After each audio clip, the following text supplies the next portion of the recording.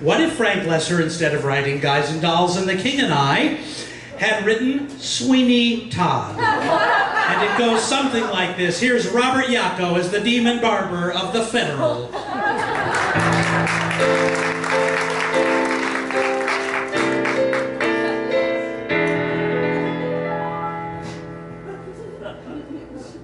I dreamed last night that a customer named Turpin came in the shop, for he spied my barber chair, and as he sat, I sharpened up my razor for the judge. He had his jury right there, and I said to the judge, sit down and slit your throat. Said to the judge, sit down and slit your throat.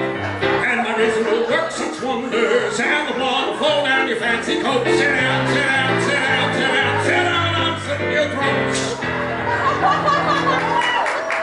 And still I dreamed Mrs. Lovett made a meat pie, and in that pie there were fingers, toes, and knees.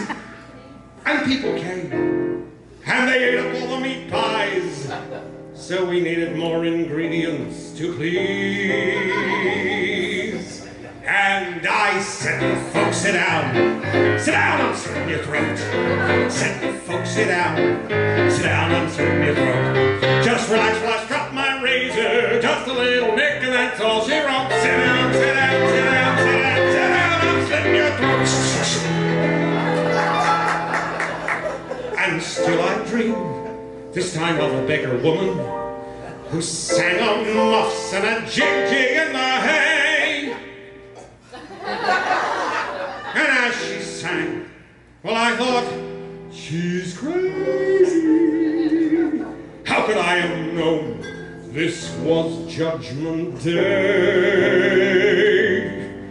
And I said to my wife, sit down, I'm slitting your throat. I said, wife, sit down, I'm slitting your throat.